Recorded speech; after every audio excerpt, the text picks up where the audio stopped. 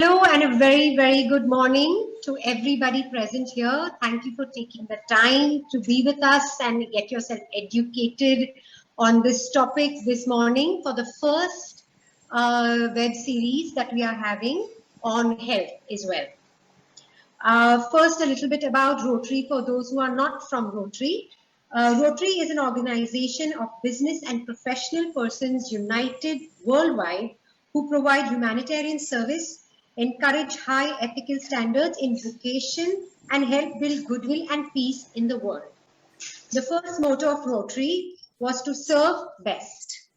Rotary is made up of 1.2 million people worldwide who are chosen on basis of being leaders of their said professions. Our Rotary Club of Bombay West, which is situated at Juhu Tara Road, is the second oldest club in Mumbai with over 140 members from various professions and industries. All our members have one united goal, which is service above self. A little more about the medical practices of our Rotary Center. We have 3 permanent projects. The first being the Rotary Medical Center, which is situated on the first floor of our premises in Juhu, where we provide subsidized medical services for all members of the community. Second is our project, which is a long-term, very old project, which is the Shruti School of the Hearing Impaired, which is in Juhu near Chandan Cinema. That is completely taken care. That school is run by our Rotary Club.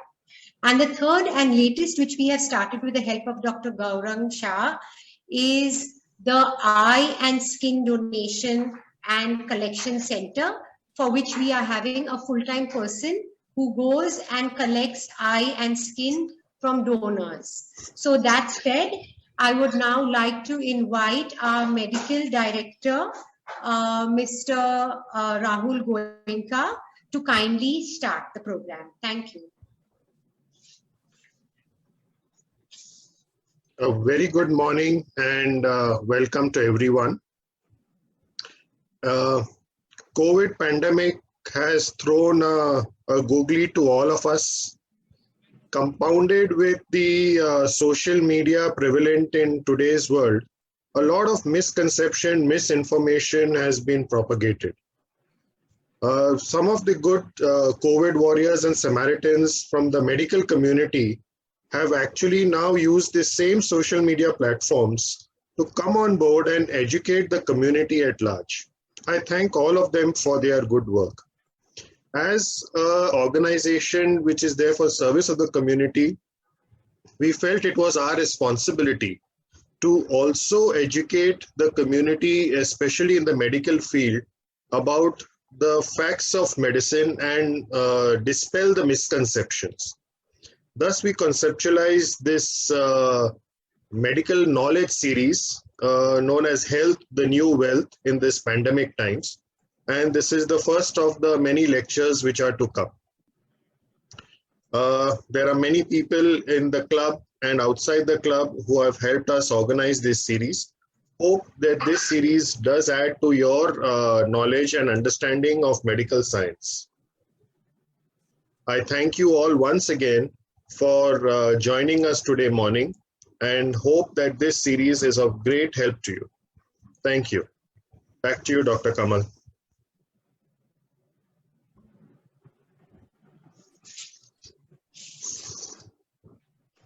Thank you. I would now like to call Mr. Amar Mehta, who is a very active member of the society who likes to spread awareness. I would like to request him to kindly introduce our keynote speaker for this morning. Thank you. Thank you, Dr. Kamal. Thank you, Mr. Rahul, for such a warm introduction. I am really proud to be associated with this initiative. As Dr. Kamal said, I'm someone who is a pharmacist, but then I love to decode the medical language. And as Mr. Rahul said, there are so many misconceptions. In fact, many years ago, and if I talk about 2020 BC, and BC stands for before Corona, even when a small cough, cold, even a small sneeze would happen, be it our relatives, elders, what they would tell us is, hey, have a haldi milk. Beta haldi wala doodh pee lo and everything would be fine. We wouldn't go much to the doctor. And now that one small sneeze would be like you are a walking, talking time bomb. And if you are in a place where there are 4 people around, people would start looking, hey, what on earth happened? And that is the thing that this whole corona thing has done to us. The whole perspective about what should be the disease symptoms, when should we consider medication, what are the reasons why we should be considering so strong medicines like antibiotics, that all has completely gone for a toss. We at a particular time, we have lost that sense of confidence in humanity and the whole medicine field at all, and which is the reason why we are doing this series, to break all the myths, the misconceptions that we have around that whole field.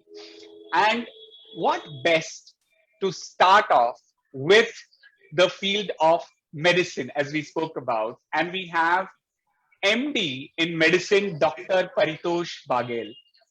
He has been a consulting physician. He's been associated with multiple hospitals, Fortis Hospital, Karuna Hospital at Borivali. He has also been involved with the Sir JJ Group of Hospitals. He's a specialist in diabetes, lifestyle and cardiac disorders. He has also been involved with quintiles in the consulting position. The other good part and a very unique thing about doctor is he is also LLB. Okay, so he's also someone who is involved in medical legal expert.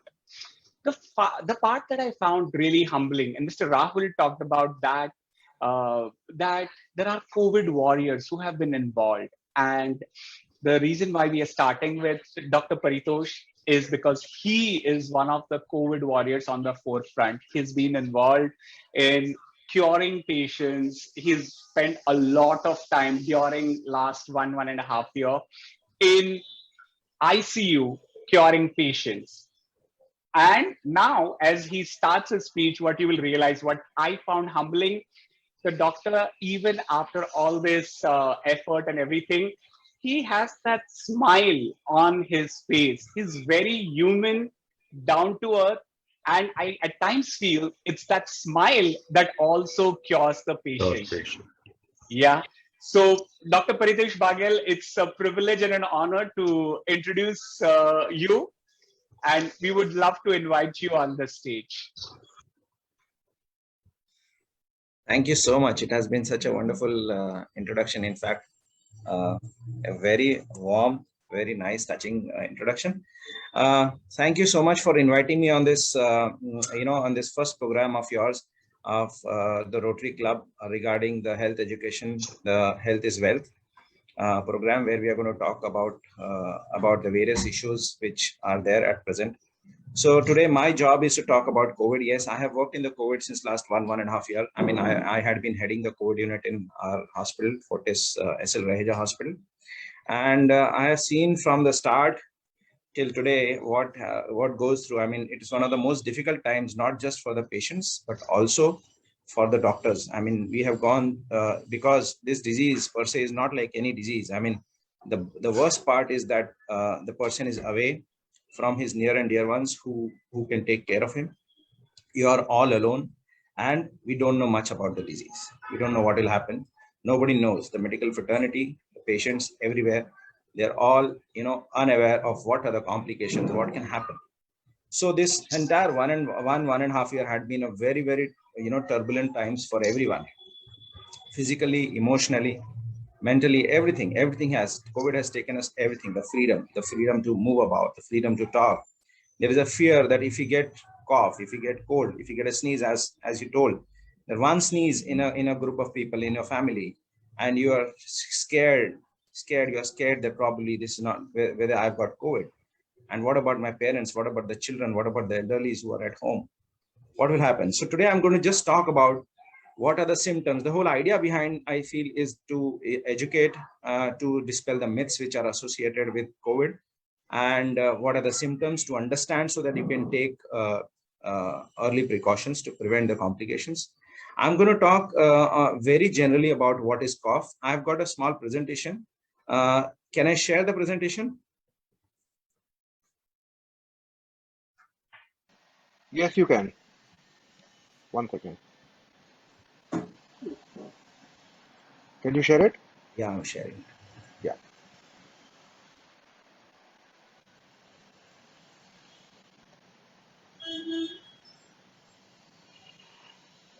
Is it visible? Yes.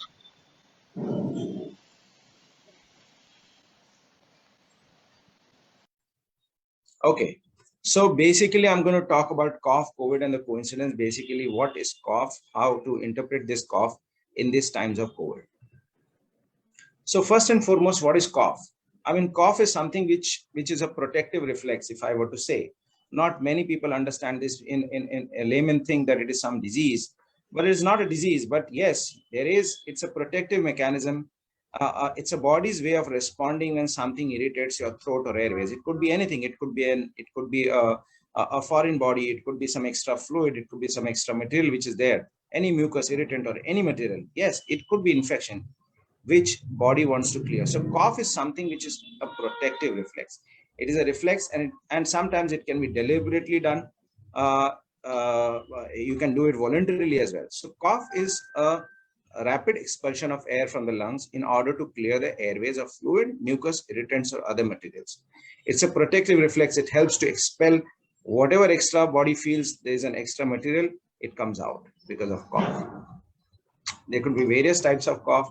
There could be short-term cough where the cough is for short duration. It is generally seen with infections, some infections like which are viral or which could be bacterial, which are not very long-lasting. Say you get a cold, you get infected with some bacteria. You may get a short-term cough, and the cough resolves when the infection settles, when the inflammation goes away. So this is the cough can be depending on the area where the infection is. It could be upper respiratory tract involvement, where it is generally seen with flu, which is viruses, which we generally get every year when the start of season of cold season starts. Common cold, there could be laryngitis. Sometimes the infection can spread below and on the lower part of your respiratory tree, and that is called as a lower respiratory tract infection, and that can be leading to bronchitis or some sort of a pneumonia. Again, in these conditions, you can get short-term cough, which may last anyways from 7 to 10 days or 15 days as well. You can get a cough whenever there is an allergy. For example, some people are allergic to pollen, some people are allergic to dust, mites. They can get this short-term cough whenever they are exposed to such irritants. Example is hay fever. Again, these are short-term cough where it remains for 7 to 10 days, and then once the irritant or once the reason why which the cough has started is removed, the cough stops. Then there is something called as a chronic cough. People have been coughing for a long period of time, for months together. The cough is there, which is irritating, which is not going. Seen especially in patients who have been smoking, and that leading to a disease called chronic obstructive pulmonary disease. Such patients, they have a constant irritant, which is happening in the form of the smoke, and that leads to development of a chronic cough, which is long-lasting in the sense, remaining for months together. More so, the cough is in the morning in such patients because of the chronic bronchitis, because of the chronicity. When they get up, they generally have to take the phlegm out. And the phlegm after the sleep in the morning, they have to cough too much while they are brushing. They need to cough out a lot of phlegm or sputum. Then the chronic cough can be also because of the GERD, esophageal reflux disease, where the acid is coming up. There is acid in the stomach, and that comes up, and that can lead to some chronic cough, especially seen with patients who are obese or patients who have issues with acidity, consumption of a lot of spicy food, as that the acid comes up in the night, and then they get chronic cough because there's this the lower sphincter, there's a valve in the lower end of the food pipe, and that becomes lax or that becomes loose, and the acid which is produced in the stomach comes up and causes a long-term irritation to the respiratory tract, and that leads to chronic cough. Then there is something called as a post-nasal drip, where there is a drip from the behind of the nose going down, and it is constantly irritating the throat. It can be seen in patients who have got some allergy, or there's a persistent irritation because of some polyp or something which is causing this kind of a post-nasal drip. Again, asthmatics, as you know, people who have asthma, who have a family history of asthma, they get these episodes of asthma, and these episodes are more so whenever there is a weather change, when they're exposed to some irritant. They can also have chronic cough lasting for months together. Sometimes certain medications also lead to some sort of a cough, use of certain medications, which in case if you are on, and when you get this kind of a cough, when you explain it to your doctor regarding the use of these medicines, the doctors will definitely point out or will take out those medicines which cause this kind of a cough. Some of the blood pressure lowering medicines can cause it. So these are, in short, different types of cough. And when we talk about COVID, generally COVID leads to acute short-term coughing because it is an infection. Once the infection is settled, the patient gets improved and the patient is cured of the cough as well as the infection. When to see a doctor? Now, when should one see a doctor when you get a cough? That question is very important. So any cough which is chronic, I'm talking about something when COVID is not there, and this is what one should see a doctor. When you have a cough which is persistent for more than 3 weeks, that is something which is called as a chronic cough, associated with symptoms like weight loss, or there is fever associated with difficulty in swallowing, or there are some swellings or lumps in the neck. There is a change in the voice, there is hoarseness of voice, there is cough in the blood, there is associated difficulty in breathing, or there is associated chest pain. These indicate that you need to see a doctor when there is a chronic cough. What about cough which is of short duration? Again, any cough with a short duration, as I told you, cough is a protective reflex. If the cough is not going away and it is associated with symptoms of fever, one should rule out that there is an infection.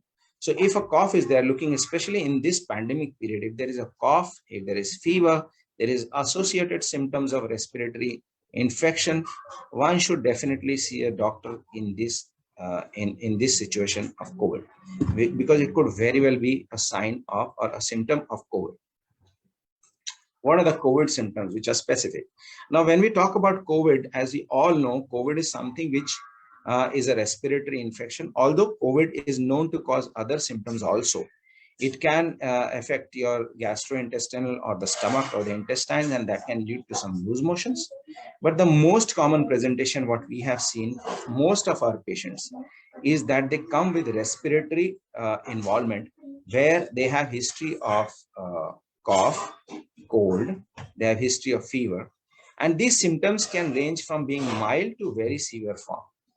And generally, after the exposure, the symptoms start after maybe around 2 to a maximum of 14 days as well.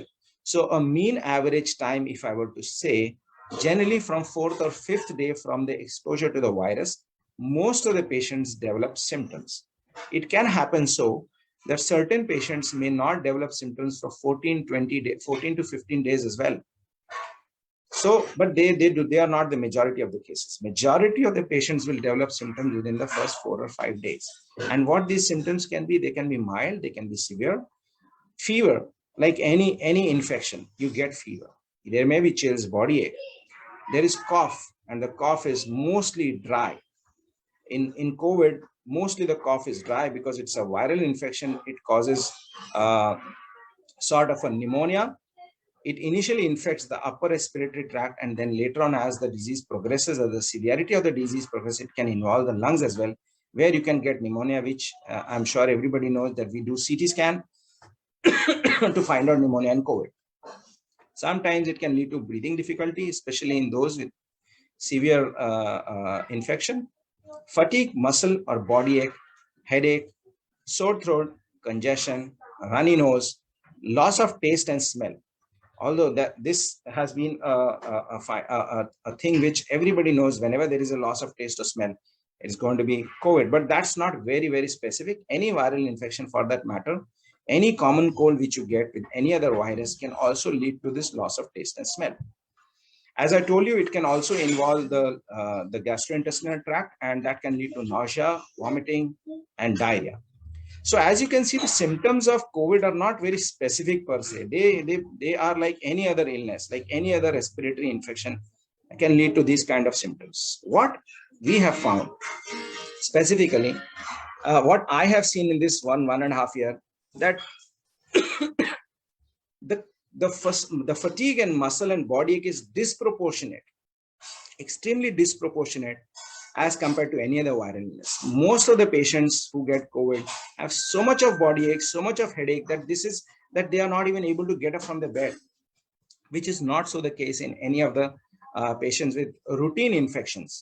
That is something which is very, very, what do you say, remarkable, or I would say something which is of significance. Also, most of the patients who have come will have history of fever. It's very rare that a patient who has got COVID will not say a history of fever, even though the fever may not last for many days. Maybe he would get a fever for 1 day, but there is a definite history of fever, and that is how it starts. COVID cough, as I told you, how to identify the COVID cough. It's a dry, persistent cough. It's not wet. It's mostly the irritating cough which is there, and it comes and goes, and it is more so at the time when you are taking deep breaths.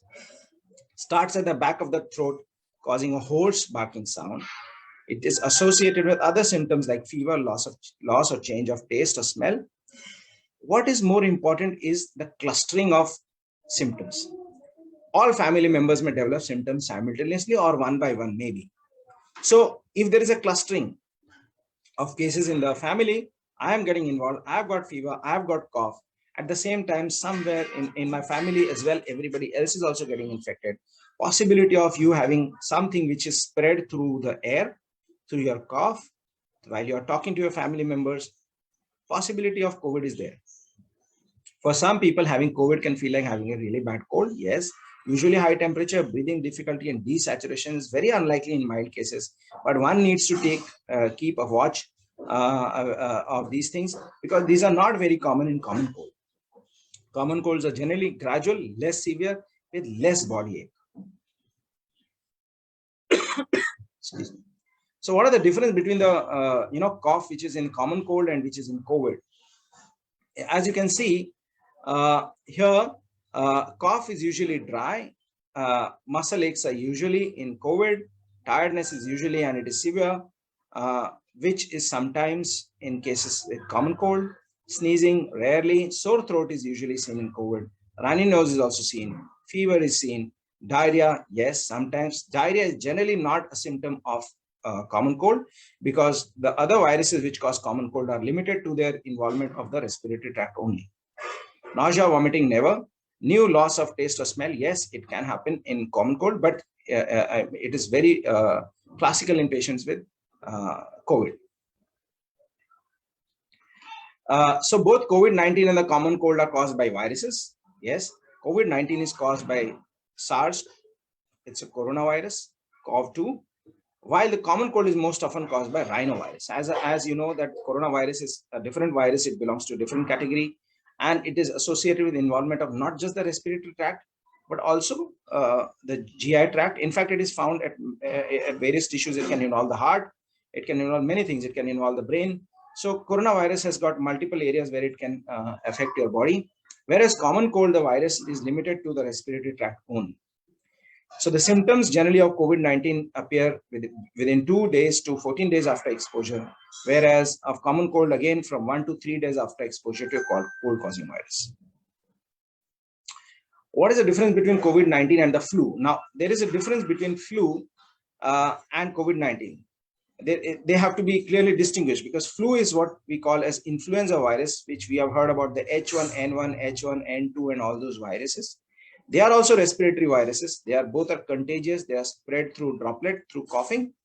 But COVID is a different virus, whereas flu is a different virus. And flu is also associated with a lot of epidemics, pandemics. Generally, flu is what has become, it is seen in winter season. Flu is caused by influenza A and B viruses. The incubation period is anywhere between 1 day to 4 days after exposure. They have similar symptoms. You cannot clearly identify or differentiate between these two. So testing is the only thing by which you can know whether it is a flu or whether it is a COVID.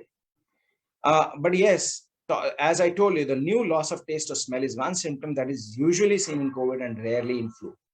Although you may get it, but for a confirmatory test, whether this is COVID or this is flu, one should definitely test.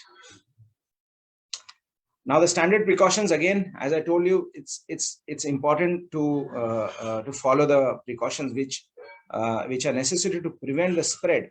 As it is a respiratory virus, it can spread from one person to another because of your coughing. Avoiding close contact within anyone outside your household, especially if you are higher risk of serious illness, especially who are an elderly, who are underlying comorbid conditions. Wearing a face mask in indoor public spaces and outdoors where there is a high risk of COVID-19 transmission, such as crowded event or large gathering. Washing hands often with soap and water for at least 20 seconds, or using an alcohol-based sanitizer that contains at least 60% alcohol. Sanitizer are to be used when the hand is not visibly soiled. If your hands are visibly soiled, then it is best to use soap and water. Avoid crowding indoor spaces, covering your mouth and nose with your elbow or a tissue when you cough or sneeze. Avoid touching your eyes. Now, one most important thing which I have found, and during my practice, I mean, what I have seen in the last 1.5 years, where I have seen almost around 6,000 patients we have treated. What I could find that the most important aspect of prevention is that you should keep your face away from you touching your face with your hands inadvertently. Wearing a mask is most important, and keep your hands away. That is the most important thing, because your hands, if you touch your eyes, nose and mouth, that is the entry point of this virus. So that has to be avoided. Absolutely no liberty in that. Cleaning and disinfecting high touch surfaces such as doorknobs, light switches, electronics and counters daily. So this is what I would say regarding the cough. When should one test? The most important thing is, if there is a cough, if there are family members who are getting infected, or somebody is getting an infection, or somebody is getting this cough and fever, first thing to do is to isolate that person till you are pretty sure that the person is free of COVID. How many days of isolation? You isolate him at least for 4 to 5 days, because that is the time by which time most of the patients will develop other symptoms and they will come positive. So the moment anyone in the house turns out to be having symptoms of respiratory tract, they have a cough, they have fever, they have loss of taste, isolate them in a separate room, test them. Generally, the testing which is required is a swab through your nose or through the throat, and it should be done when the symptoms appear. If a person is symptomatic, you test it immediately. If the test comes out to be negative, the chances of the test coming out negative is almost 40%, because it can detect only 60% of the times. Despite a person having an infection, the test may detect only 60% of true positive cases. So if the test comes negative and you are still suspicious that this could be COVID, a retesting is advised after 48 hours. That is what we follow. 2 tests being negative, patient getting better, very unlikely that this could be COVID. Who others should test? In my house, if there is a person who's tested, who's got the symptoms and is tested positive, he's in isolation. What about the others? Should we test? Yes, it is ideal that they should be tested, but when? They should wait for at least 5 days from the last exposure. After the completion of 5 days from last exposure, if there are no symptoms, you can test yourself to identify that there is no asymptomatic infection which you have got. So after 5 days of gap from the last exposure is what you should be testing. When to do the CT scan? CT scan not to be done early in the disease, because many a times the infection is only up till the upper respiratory tract. It has not yet involved the lower respiratory tree or the lungs. So the CT may not pick in the early disease, and you may be falsely happy that this is not COVID, and you may come out thinking that the CT is normal, and you would spread the infection to others. So CT scan is recommended to be done only after 4 or 5 days of symptoms, or after 4 to 5 days of exposure to a virus. That is what we do. But the most important part which I can tell you, is the following the preventive measures, because the treatment becomes very expensive. At the same time, it becomes painful. Thank you so much. Thank you so much, Dr. Paritosh. That was very enlightening, is what I would say. Information, at times we say, is power, or knowledge is power. But in this case, currently, what we feel is having that right set of guidance. And you highlight so many different things, which is about what are the symptoms that one should consider or worry about. When should we consider that it is possibly a COVID-19, the cough cold? What is the waiting period that one should have? How and when one should go for a test, especially different types of colds? I think these are some of the things, while many of us have resorted to Dr. Google, that Dr. Google doesn't tell us everything. If anything else, it spreads at times misinformation than anything else. Okay, so for me, I have had someone who had traveled from US as a client. She had carried fish and she ate a lot of fish. Because of that, she had stomach issue, got admitted to hospital, and because the doctor, and I don't name anything, the person gave her the name of a symptom. She Googled it and said, this is a life-threatening disease. And that is going to the extreme, as one would do, right? So that is the part. We need to know what is right and wrong. So Dr. Paritosh, thank you very much for shedding that light. Ladies and gentlemen, Rotarians, if you have any questions, this is our opportunity to ask this to Dr. Paritosh and get the right details. Okay. Dr. Paritosh, the first question we have received is, how is Delta variant different from the previous version of coronavirus? Yeah, so it's a good question. So first and foremost, let me tell you, as a clinician, when I'm going to treat the patient, I mean, I'm not much, worried about the variant per se, because first and foremost, I don't have the facility to identify the variant. It's done on a research basis, and it has got more importance in terms of epidemiological context, that what variant is prevalent. Now most of these viruses, and mutation is very common in the viruses, because the simplest form of organisms, so they mutate very often as compared to the bacteria, and these mutations can be beneficial for the virus. At the same time, it can sometimes be harmful. So if you look at any of the epidemic or pandemics which have occurred, the behavior of any epidemic or any pandemic is that the virus per se mutates, and it mutates in a way, if the mutation is something which causes the virus to be more virulent, or if the mortality associated with this virus is high, then it cannot propagate very much, because it needs host to propagate itself. So over a period of any pandemic, the mutation which is more transmissible, at the same time less killing, is the one which takes over a period, which takes precedence over the virus which kills faster and propagates less. So because the host is lost, so when there are no hosts, the propagation doesn't happen. So the variants, the mutants which occur, the Delta variant is probably, I mean, there is not much of a difference in the symptoms of a patient with any of the variants. Yes, it is more transmissible. They say it has been found that it is easily transmissible from one person to another, but the symptomatology remains the same. The treatment remains the same.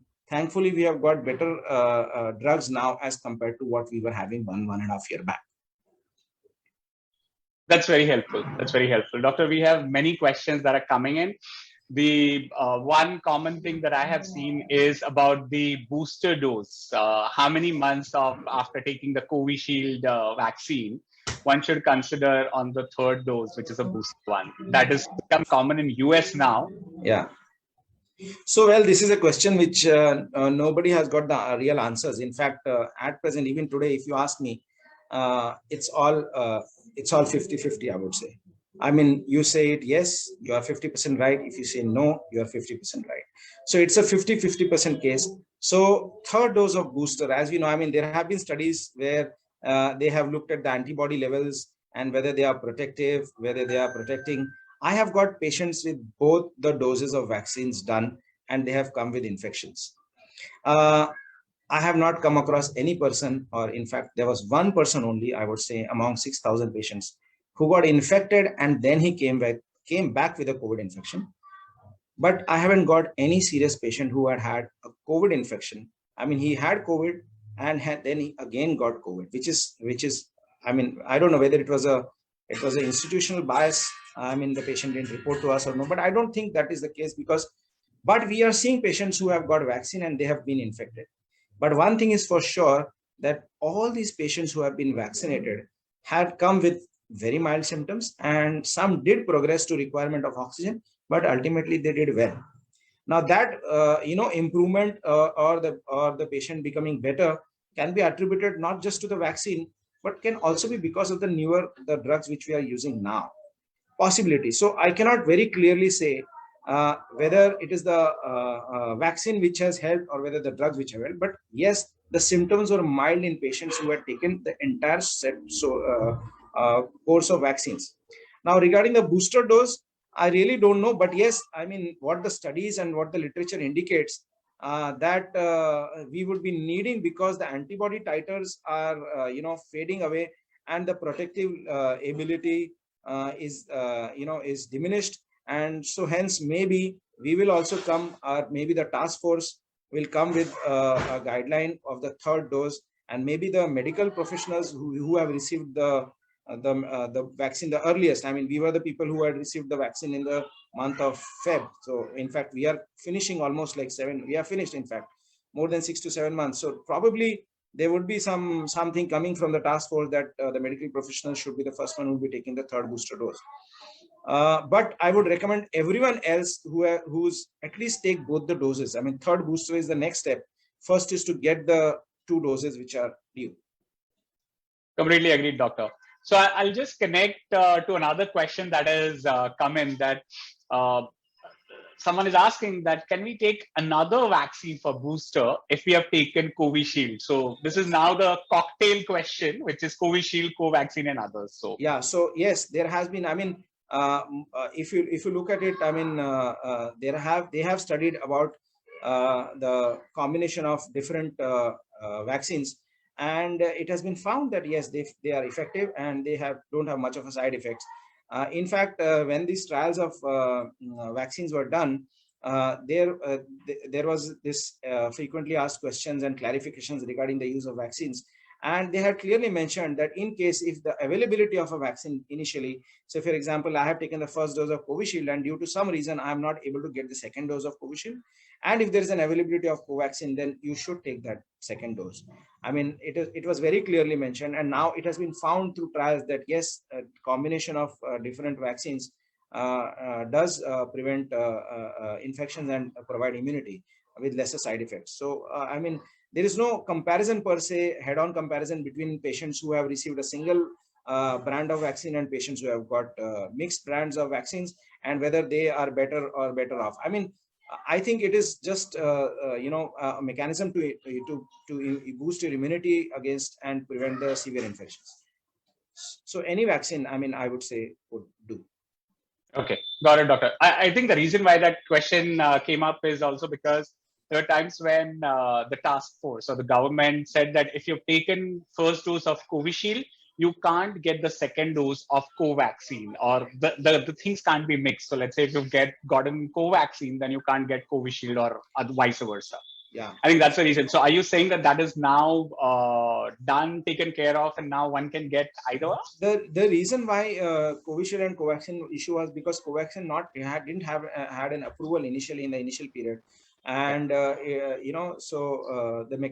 virus, the vaccine is also different as compared to Covishield. Covishield is an adenovirus vector-driven vaccine. It contains only one spike protein, which causes which boosts your immunity. And as compared to Covaxin, which is an inactivated virus, it's a whole virus which is killed and given to you. So probably that was the reason, but it had been it has been there that in case if you are not getting the same brand or same dose, you can take it, and it does not lead to any harm per se. Okay, got it, doctor. Doctor, the next one that I'm kind of relating to what we have been talking about is how much can we depend on the current vaccination program, the reliability of that? Well, vaccination is must. That is one thing which one should understand, that vaccination is must for COVID. There is no way that you can say that I don't want to get vaccinated, because there is a high probability that you may land up into a severe infection. That's a known fact. So vaccination should be done. How do you rely on the vaccination program? Now, again, it's a government administrative decision, how the vaccines are procured, how the vaccines are delivered, how the vaccine is given, how the program is rolled. But as an individual, as an individual, I have a social responsibility as well, where I need to vaccinate myself, not just for my protection, but to act as a barrier for spread of the virus. That is what I would say. So we should be getting vaccinated, and the program which is being rolled by the government, I mean, there are so many limitations, there are so many hurdles for an effective vaccination, looking at the population, looking at the availability of vaccines. But whatever, I mean, it's a fairly good job done fairly well. So we should get vaccinated. Completely agree, doctor. And I'll tell you, I was doing it. I work with Accenture, so I was doing a similar program where encouraging our people for the same thing, which is getting vaccinated. And one of the thoughts that came to my mind, and I just shared it with them, is vaccination. Do it not just for yourself, but as you were saying, that if you're staying in the same household and you are someone who is moving out, you may get infected, and then that gets spread to your family member, because you become that device to communicate that disease to your family.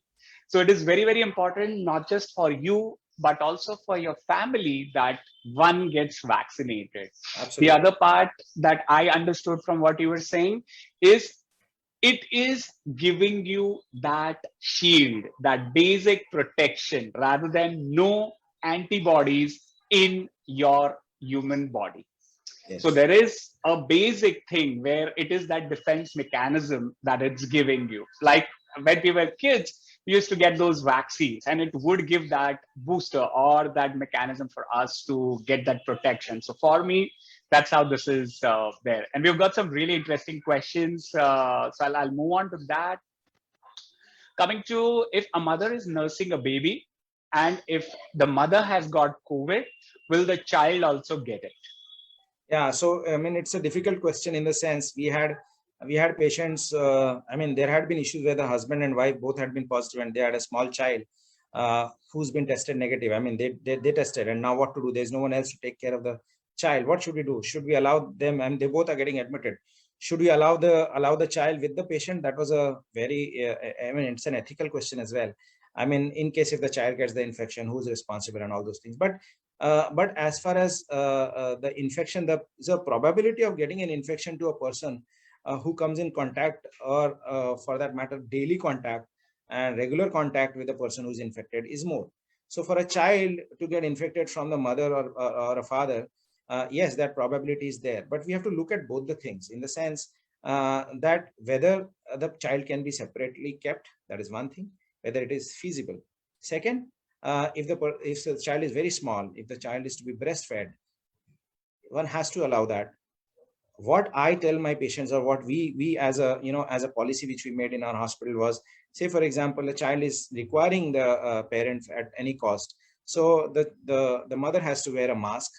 She has to make sure that while she's handling the child, she should be sanitizing her hands, wear a mask if she's breastfeeding, and take utmost precautions so that the transmission doesn't happen. And also the second fact which we considered before giving this advice, that children generally do well with COVID, because they have a better immunity. Their adaptive immunity is better as compared to adults. So with this thought process, we do tell that patients who have tested positive and who have a small child at home, and there's nowhere where you can isolate the child, then I think you have no option but to take utmost precautions and keep the child with you. Got it. Got it. So the next one, since we are on the topic of kids, the question that is existing is, what is the percentage of under 18 that have been infected, and how threatening is this virus for them? I'm not recollecting the data, but we didn't have much of patients below 18. Majority of our patients, I mean, we had collected this data when 6 months back when we were doing this percentage of patients. We had done that study where what were the percent of patients. Majority of the patients who were infected and who got hospitalized. See, the initial part of the pandemic, the admissions were not for medical reasons. It was more for the fear, and even with mild and with no symptoms, people were getting admitted. See, the initial part, if you look at the pandemic, when the virus first came, the whole thing was that you get COVID and you are admitted. Then once the numbers started swelling, and when the then we started getting patients who required hospitalization, and that is why the government came up with with this idea of isolation centers or quarantine centers where they can keep these mildly symptomatic or asymptomatic individuals as an isolation facility. So when we look at that part where the patients who had come with infections and those who really required medical care in a hospital setting, majority of these patients were in the middle age group, and in the age group of, I would say, 40 to 60, and most of them had some of the other comorbid conditions like diabetes, hypertension. What we found in our analysis in our patients was that the patients who had diabetes and hypertension as a combined, as the number of comorbidities increased, the severity of the disease increased. Very less percentage of the patients were below 18, and even if they were admitted, they were all fine, barring 1 or 2 cases where they had a very severe disease. And we did lose young people. I mean, we lost a doctor itself who was 27-year-old. I mean, he was the first doctor who died in Mumbai. So so yes, these are off the standard of deviation. These are the cases which nobody can predict. Got it, doctor. And associated question: what is your opinion on the school reopening? What do you think about that?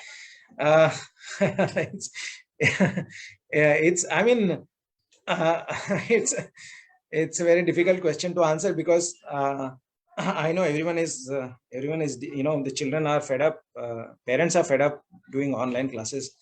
So I don't know. I'm not sure whether, because we are not sure whether these waves are going to keep on coming, whether it has still become endemic. Although there has been a statement from our infectious diseases specialists that it has become endemic in our country, but I'm not sure. I think we'll have to still wait, maybe for 6 months or so, to look at how severe the wave is.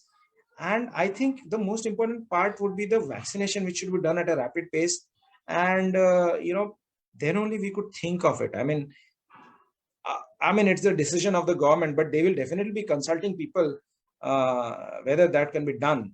I think we'll have to wait for some more days. This is what I feel.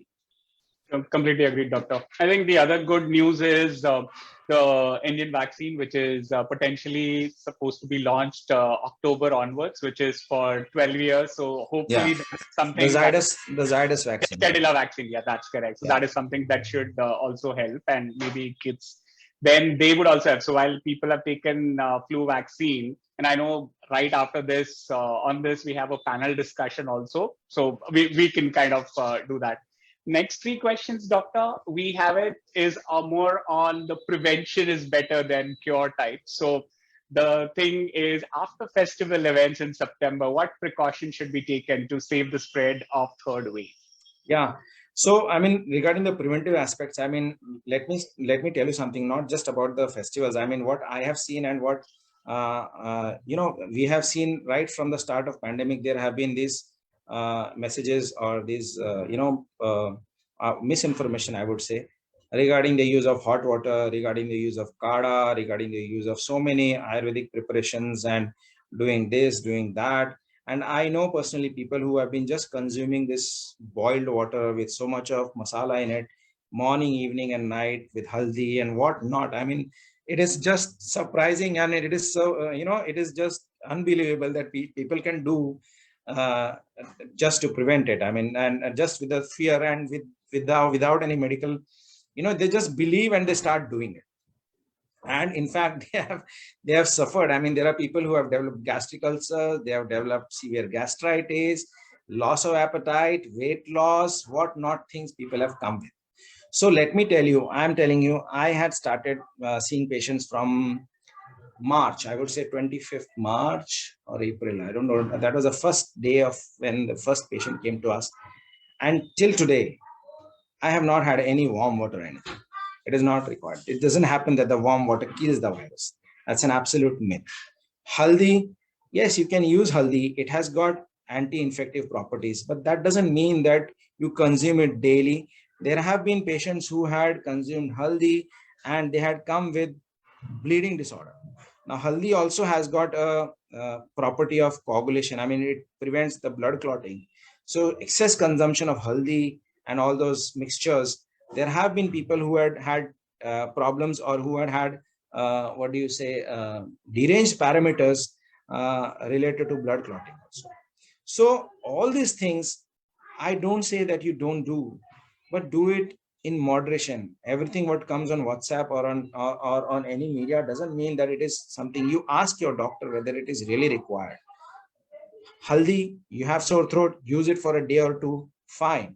We can't keep on consuming for months together. There have been people who have been consuming ivermectin months together. Yes, there initially we were having that preventive of chloroquine and all those things, but later on it was found that it is of no use. My take on preventive aspect is more of not preventing for what. If you are preventing what, the question is, what are you preventing? The prevention should be done to spread. I mean, if I've got an infection, what further can I prevent? I mean, if I've got the infection, I should treat. There is no prevention then. The prevention is the spread should be prevented, and that can be done only by use of mask, by avoiding crowded places, doing hand hygiene. That is what is prevention. I can't, if I have a virus, I can't kill it by using a haldi water or a warm water. It is not going to prevent that. The prevention is going to be by use of mask. Even in festival seasons, again, the same principles of prevention apply. That is it. Got it, doctor. Completely agreed. In fact, the other harm, as I was talking about Google, Dr. Google, the other harmful thing that all of us have kind of gotten is WhatsApp University, where we get a good amount of knowledge. And as you said, I'd seen that long post of what a person is doing the entire day, drinking kada, having that milk, drinking warm water, and then the person asks God, what should I do? And God replies saying that, hey, if this is the case, there is no way even you want me to reach out to you. So I think that's a part. Completely agree. I'll also tell you one interesting, very, very funny thing. There was a patient who had consulted me. Something, now he came to me as a well-read person. So he came to me that, sir, I have got this symptom since last 14, 15 days. And so I said, okay, fine. So what did you do? So I took chloroquine. Okay, fine. I took chloroquine, hydroxychloroquine. Sorry, I took hydroxychloroquine. Then okay, fine. Then I took Fabiflu. Okay, fine. I started with antibiotic. I did that. I did this. So then he comes to me. I said, then what should I do? And I'm still not better. Then I said, I think you have done everything. You just need a degree of a doctor now. That's the only thing which I can give you. Perfect. Okay, Doctor, going to the next one, there's a very interesting question, which is about steam. We normally, that's the other thing that's been propagated. People keep on taking steam, and there's some controversy around that. So how much of steam is adequate for a day for a person? See, sometimes, ultimately steam is going to, it's a warm thing. It is going to irritate your mucosa. It is going to go in your nose. It is going to irritate. It's going to make your, it's a hot, yes, to prevent clogging, to prevent if there is a blockage, if there is a lot of mucus which needs to be, liquefied, steaming helps. Steaming helps in that, opening up the sinuses and all those things to liquefy the mucus. And once it is liquefied, it can flow better. It has got no other purpose apart from that. So you can do steam once or twice in a day. You can't do 5, 6 times, 4 times steaming every day for last 10, 20 days. Can't do that. It's like, causing more harm. Ultimately you're going to burn your mucus from inside, and it's going to be, then that is going to be a problem. Then the problem which you started to solve, you aggravate that problem. So that is how it is. So idea of steaming is just, it liquefies the mucus which is dried up, and it opens up the sinuses. Nothing beyond it. It doesn't Got kill it. any viruses. Got it, doctor. Thank you so much. The next question that we have is, it's kind of related, that even for a slightest of infection, should one get admitted? If I see slightest of the symptoms, rather than the risk of being infected and becoming serious, should I get admitted to hospital? Yeah. So this is not necessary, I would say. First and foremost, almost 90% of the people, 85 to 90% of the people who get infected with COVID generally do away with mild illness, and so they don't need infection. Yes, those 10 to 15% of the patients who may become ill or who may become severe, nobody knows who's going to become senior. There's no criteria, or there's no set or test where I can tell you that you have got COVID, boss, you get admitted because you are going to get bad, or you're going to get a severe disease. No. But yes, there are certain things, there are certain pointers which we have come to know, that where you can predict that probably this person will not do well. And that is elderlies, that is with comorbid conditions, that is with underlying any of, like liver disease, kidney disease. Those are the patients who don't do well. So those are the pointers. So any person who is an elderly, who's got a comorbid condition, who's an immunocompromised state, ideally he should be admitted. Mild symptoms you can observe, but once you have been detected with COVID, consult your doctor. Don't consult different people, because you may get 10 different advices, and they will say, "Mera chacha acha tha, usko kuch nahi hua, aap bhi ghar pe raho." Aisa nahi chalega. You have to take care. You have to consult a medical professional. He will ask you to do some blood tests. He will ask you to do some tests. On that basis, he may take a call whether you need to admit or no. That is one thing. Not everyone requires admission. One good thing which has come now, as you can see in this treatment protocol, is something which you can give orally, or which you can give on an OPD basis, and that is what is called as what Trump had used. That is called the cocktail antibodies. Now, that is something which is very promising and can be given on an OPD basis. But again, that is not to be taken on your own will, or without a prescription, or without consulting a doctor. So my answer to this question is, not everybody requires hospitalization. Most of the patients do well. But if you are falling in the high risk category, consult your doctor, do the parameters, assess the risk of getting severe disease, and SOS take that call.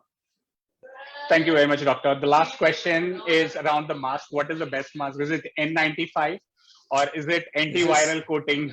It's a market, it's a big market. So that's where we wanted to just kind of get. I don't know about the coating and all this part, but I can tell you that N95 is something, if you ask the N95, the reason why is that it can remove 95% of the particulate matter which is going through that mask. That is why it is called N95.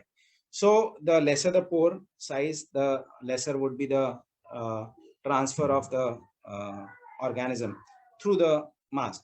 I don't know what this is. These are all marketing gimmicks. I really don't know whether there are any studies which have been done, or where they, they do in-house study and then they promote that this is something which is, it is not a validated thing. See, most of the people who do all these things, they do the study in their own house, and then they say that this is what the results are, and so fantastic, you can take it.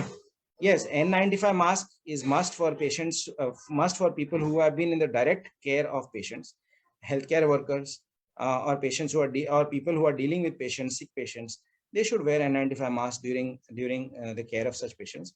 Apart from that, people who are not constantly exposed to a person who's going to be infected, you can do away with any of the other masks, I would say. Thank you very much, doctor. This was very, very informative. Really appreciate your time. Dr. Kamal, over to you. Thank you very much for sharing the matter. Thank you very much. It was an amazing lecture, Dr. Paritosh. Kindly stay with us as now we move on to our discussion. I would like to introduce the two doctors who are joining us for the panel discussion now for the pros and cons of the pneumococcal and the flu vaccine shot for adults.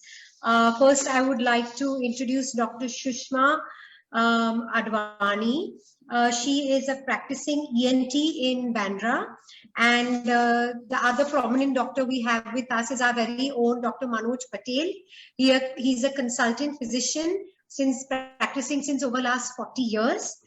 He has his private practice in Santa Cruz, and he is associated with the Nanavati Hospital. He is also very socially active on all other social and medical groups. So over to, also I'd like Dr. Paritosh to be a part of the panel discussion, Tejas. So we would like him also to be in on it. So doctors, I'll start with Dr. Manoj Patel first. Doctor, what have you got to say about the pneumococcal? And Dr. Sushma, Dr. Paritosh, please feel free to have an open discussion. This is not a question and answer round. This is a purely for information. So over to you all. Thank you. As you said, vaccination. As Dr. Paritosh has said, vaccination for COVID. Same way, vaccination program for any disease is a good thing. Even from years and from centuries, we have been vaccinating young children, but the adult vaccination program is rarely followed. Most of the things are not followed. Now with COVID, I think the flu vaccine has again come into limelight, maybe because of some cross-infectivity or whatever. So vaccination program is good to boost up the immunity against each and every organism. Now pneumococcal vaccine is good for pneumococcal pneumonias and certain infections. A recommendation for pneumococcal vaccine is maybe once in 5 years. While flu vaccine, ideally it should be taken every year. Now who should take vaccine? Ideally, all adults. But people in a higher risk group, like in any disease, like in corona, in high risk group, those who have repeated cough and cold, those who are smokers, those who have lung disease, they should first take this vaccine so that they don't get severity of those diseases. And people who are getting sinusitis. So I think vaccination program per se, any vaccine you give, which has been tried and tested, should be taken. And like pediatric vaccination program, adult vaccination program also should be carried out more. Pneumococcal and flu has come recently, again got a push because of this COVID, because they are respiratory infections. I would like to add some, Hello. Yes, Dr. Sushma, please carry on. I would like to, I agree with what Dr. Manoj sir has said. I would like to add 3 more things to it. Being an ENT surgeon, like when we are doing endoscopic sinus surgery for CSF leak repair, or when we are doing cochlear implant surgery, especially nowadays, apart from kids, we are doing cochlear implant surgery for patients who have profound sensory neural hearing loss, not responding to hearing aids, and for geriatric age group also. So those are also the candidates for whom we would like to consider this pneumococcal vaccination. It really helps. Like along with smokers, immunocompromised patients, the 2 other ENT point of view, the conditions are like cochlear implant candidates and the endoscopic CSF leak repair patients also. We should give them pneumococcal vaccine. It does help in prevention of meningitis and pneumococcal infections. Yeah, so I do agree. I mean, adult immunization is something which not even the medical professionals are pretty much aware of. It's something which we need regular awareness program among medical professionals as well, I would say, because we do see patients. I mean, although we are still a young nation, we are going to soon turn into a geriatric nation. So it is going to be happening that we will be needing vaccinations for patients who are elderly. So there are clear-cut recommendations from WHO as well as CDC regarding adult immunization. And 2 important things, I mean, 2 important, although it contains many vaccines to be given, for example, like the Tdap, Tdap, then DPT, that is Tdap. Tdap vaccine, then there is herpes zoster, then there is influenza, hepatitis. So many vaccines are to be given. But looking at this pandemic situation and looking at the elderly population, the people who have been smoking, what I feel that influenza, as sir said already, that influenza is must. I mean, looking at this, because elderlies who get influenza, we are not, I mean, if you look at the Western data, what happens, they do track patients who have got influenza, and every year there are millions of people who die with influenza only. Although in our country, we don't have that much of data. So influenza vaccine has to be given yearly. At present, we are giving the pediatric population only. And there are pediatricians who recommend taking influenza vaccine, but there are no recommendations, or the adult physicians don't tell that the patient should be taking influenza, the adult should be taking. The recommendations are very clear. Anyone more than 50 years of age with an underlying disease like COPD or lung disease or anything, they should be taking influenza vaccine every yearly. And it's a intramuscular vaccine which has to be given. It is a nasal vaccine also. There is a live vaccine also versus a killed vaccine, inactivated vaccine. So live vaccine is to be given through the nose in the form of a spray, but it is to be avoided in patients who are immunocompromised, patients who have got HIV, or patients who have any severe immunocompromise, where because it's a live virus. Killed virus, inactivated virus can be given intramuscularly once a year. 0.5 months, and the time when it should be given, it should be generally in the Western countries, it is given at the time of September, October, November, because that is the time when the flu season begins. But in our country, the recommendations are that it should be given before the start of rainy season. So everyone who's more than 50 years of age, underlying disease, should receive a flu vaccine. Regarding pneumococcal, as Sir has said, pneumococcal vaccine, polysaccharide vaccine versus the Prevnar, that is Prevnar 13 conjugate vaccine, they both are recommended. Polysaccharide vaccine pneumococcal, that is PPSV 23, is to be given from 18 years. I mean, it has to be given to anyone, single dose, up till 64 years of age, and anyone who has splenectomy done or who's at high risk of developing pneumonia. After the age of 65, you have to repeat the dose after a gap of 5 years. You can also give Prevnar 13, that is conjugate vaccine. These are the guidelines. I mean, these are the recommendations. Dr. Patel, I think we should create more awareness among healthcare professionals regarding the use of vaccines. That's what I'm saying. All of us have not taken all of them. Just like during this COVID times, how we had all received vaccines like Covishield, Covaxin. We should definitely recommend about all of us pneumococcal vaccine, because we have seen like the patients who had been, especially like elderly adults with comorbidity who had received this vaccine, they had less chances of severe infection. We have started with that. I think in between, pharma company came up with a lot of propaganda about hepatitis vaccine. At that time, all social organizations were doing camps for hepatitis. Again, now it is forgotten. So maybe influenza and pneumococcal should be more important than, I think, only hepatitis. Yes, especially during this COVID pandemic times, we have really felt the importance of these two vaccines a lot, like influenza and this. And for patients like like younger children, pediatric age groups who have received this pneumococcal vaccine, for them to like in their adulthood, it would be just like a booster dose, because already the memory cells have been developed for them. So it would be a good thing to do. In Rotary Center, we have already put up a board for adult immunization program. Only thing, it's still not much accepted. Rotary is associated with immunization since many, many years. Polio immunization was the biggest program that Rotary has. It was initiated by Rotary in Philippines, and then it spread worldwide with all the governments.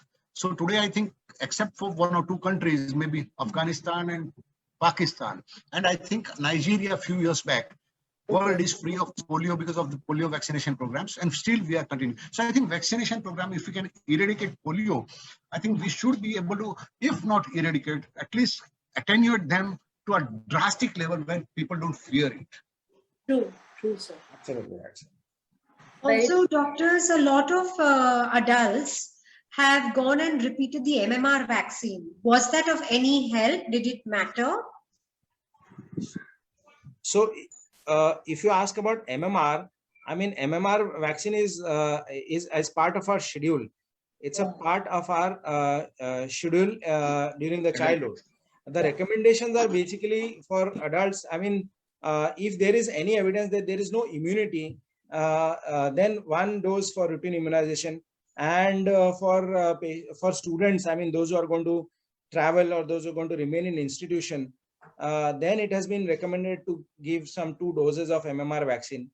Pregnancy, if during pregnancy it is absolutely contraindicated, but if you find that there is no evidence of immunity against rubella, then again 1 dose. Patients with immunocompromised state like HIV patients with more than, who have got CD4 counts less than more than 200 or something with more, for at least 6 months, and they have no immunity against MMR, again 2 series have to be given. And this is what the general recommendations are about MMR. If the immunity, and if there is an evidence that there is no immunity against MMR, then only you give MMR. Otherwise, I don't think there is a recommendation for giving MMR. But for patients, elderlies who are more than 60 years of age, then single dose is what is recommended as far as I remember. Okay. The problem is, I think Google University and the WhatsApp University, in between again, that BCG vaccination for corona, it is good. MMR vaccine for corona, it is good. All these things are spread. Of course, the vaccination is good, but not that it will prevent corona or something. Anyway, those people will be benefited at least about those diseases, and they will be at least aware of that these vaccines are available. I think like pediatric vaccination program, the government or the expert group should prepare a recommendation program for adult vaccination program. Like in pediatric, it's just noted down that these are all the vaccination programs which are there. While in adults, it is not still clearly mentioned. There are certain recommendations, but it's not widespread. So that's, I think, should be done, and that should be more propagated so that people are more and more aware about vaccination program per se, not only individual vaccines, everything, all vaccinations, if they are taken, the number of the diseases or chances of spreading or severity of the diseases will be lesser. Right. Sir, I would like to add regarding the BCG vaccination, they had stressed the importance of BCG vaccination in helping the prevention of COVID. Like, it is true that it is not, we had some patients because see, from ENT point of view, loss of smell, loss of taste, we were doing many COVID consultations. So we had seen a group of people, they were from abroad. So in India, at birth only, we do give BCG vaccines. But there were many group of patients who were from abroad because during pandemic times, flights and all delays were there. So they were staying who had not received BCG vaccination. There were a group of patients we had studied, they did get COVID infection. I would not correlate the severity of high COVID or less COVID. But yes, in India, we have received BCG vaccination, which is definitely a boon. And yes, we should consider like this adult immunization as a serious entity. I do agree, sir. So I think we should work on taking this up at our Rotary Club also, have a proper organized, how we have the pediatric vaccination with the time schedule. We should come up with something like that. It will be really, really beneficial to the community at large. And I think more and more people have, because of COVID, become aware. I know my in-laws went and took a whole lot of vaccines in addition to the COVID shield. So definitely now everybody is aware. They want to take the right vaccine. They want to stay on top of everything and keep themselves as protected as possible. So is there anything else you all would like to add regarding the vaccinations? Yeah, I think it has been, I would say that point which has been raised is that adult immunization program should be, the idea should be propagated, and awareness program should be done not only just for patients. I mean, it would be for the practitioners, because I mean, if the recommendation come from the doctor, I mean, it is followed more rather than directly coming from advertisements or something. I mean, because there is huge people do think that this is a money making business. So people have their hesitancy and people have their ideas. So I think when it comes from a doctor, and I feel that there is definitely the practitioners do have hesitancy and don't have much of an awareness about the adult immunization. So I feel that should be done. Okay. Thank you so much, doctors. It's been a pleasure. Please stay on. We will now have Dr. Sanjay from United States. He is also joining us He will be speaking now. So he is the Chief Operations Officer for North American Spine and Pain. With a clinical educational background, Dr. Chiolkar embarked on a journey to hone knowledge and skills in healthcare management. After receiving his master's degree in health services administration from the University of Arkansas at Little Rock, he has worked in various hospital systems in the USA. This includes leading hospital departments of surgery, emergency rooms, infusion center, robotic surgery programs, etc. In his current role, Dr. Chiolkar is overseeing a private practice, North American Spine and Pain, based in New Jersey, with help of 24 clinicians, 125 plus staff. The practice offers comprehensive pain medicine, seeing over 130,000 visits a year. Dr. Chiolkar lives in Voorhees, New Jersey, with his wife, Dr. Chiolkar. She is a graduate from Topiwala Nair Medical Hospital, and they have 2 daughters. He is a fellow Rotarian with Voorhees Rotary Breakfast Club, a board member with Cherry Hill Free Clinic, fellow in American College of Healthcare Executives, and club president of Ecole Cricket Club, established 1976. We would like to welcome Dr. Sanjay Chiolkar. I think Gaurav wants to speak. Welcome, Doctor. Good morning. Thank you. Gaurav, are you going to speak? Yeah, I think you can go on, Doctor. Okay. Hey, good morning. Thank you all for inviting me for this session. As you heard, like in my introduction, I'm actually a Rotarian with the Voorhees Rotary Breakfast Club. I've been a member since about 7 years now, and it's been a pleasure, helping the club and helping the club's mission as well, especially, helping with the local, not-for-profit organizations, some international projects as well. So I'm glad to join you guys. I heard maybe like last 10 minutes of your conversation there, and interesting. And some of you may know that I'm actually classmate with Dr. Shah, Dr. Gaurav Shah. We graduated from KJ Somaiya Medical College in Mumbai, and after doing my MBBS, I actually went to US, and as you heard again, have been pretty much in healthcare management. Interestingly, last 18 months, and I would like to share what happened with private practices, or like private practices in the United States, where again, if you may know about how the healthcare system works here, it's pretty much you have your practice, your physicians or your doctors are affiliated with local hospitals. So if you're doing any procedures, especially the bigger ones, you're doing them or performing them in the local hospitals, while the small procedures can be done in your own clinic or your own, what we call the ambulatory surgical centers. So come 2020, I would say, in the month of February and March, when the United States started kind of like getting some news about COVID infections and how it was affecting.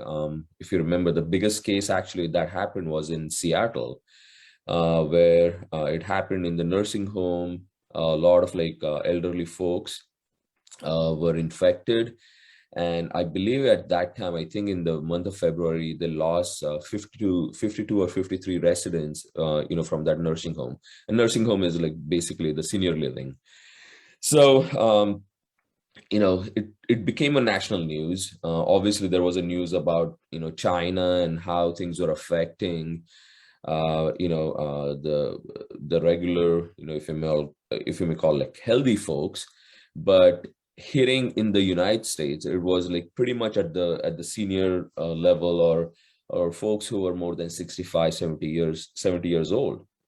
So even though it was a big news, it really didn't trigger as much reaction, if you may call, as you had seen like what happened in China.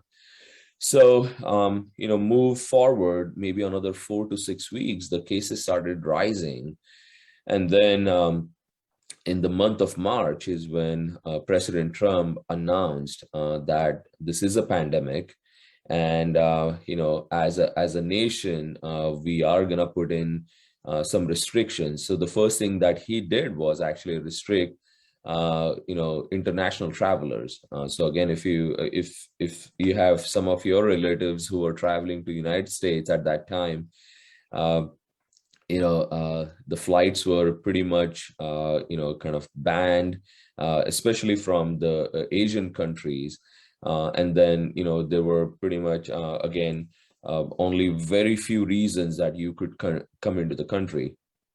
And certainly, I distinctly remember it was actually March 17th when he made that announcement on the TV. And that's when then everyone was hitting the panic button.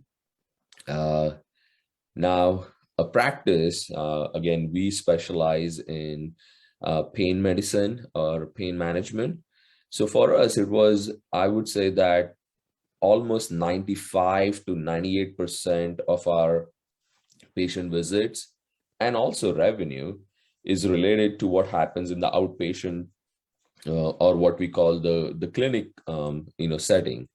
We do some obviously, as I said, like we are affiliated with the hospitals, so we do perform some procedures in the hospital, but not as much.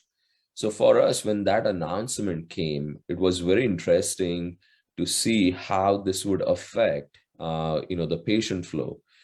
And plus in the United States, if you are in pain management, first thing, if you are scheduling or if you are prescribing any scheduled drugs, meaning if you're prescribing any opioids, then the opioids can only be prescribed for 4 weeks.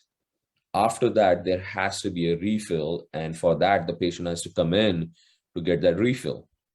So we have all this patient base. As it was, initially introduced, we saw 130,000 last year. So we had all these visits that were in person in different locations. And now there was a panic set. The patients were calling us asking, are we supposed to come in? President Trump talked about all these different restrictions that they're going to put each state. So the state of New Jersey, state of Pennsylvania, state of Delaware, where we are located, even they had like restrictions on travel. So the patients who were ranging from anywhere from say 25 years old to almost 85 years old, all these patients were really, really panicking and asking, what are we supposed to do? What's going to happen with us? Are we going to travel? And so we in our group, in our practice, we had a couple of leadership, staff members who stepped up, and we actually converted. So meaning on any given day, we see about 300 to 500 patients in our different locations that we have. We had to convert those patient visits. So the visits or clinic where they come in, see our doctors or our physician assistants or nurse practitioners, we had to convert all of those into Zoom. And imagine doing that within literally less than 2 weeks, because the restrictions were coming hard and fast. And so we did that though. We had to call the patients. There were so many patients who did not have a smartphone. So, or like sometimes they didn't even have like, where they could have a computer at home and would, especially the older folks. So it was a lot of effort to go through different steps and get everyone oriented to how to use, Zoom for telemedicine, or what we call the telehealth here.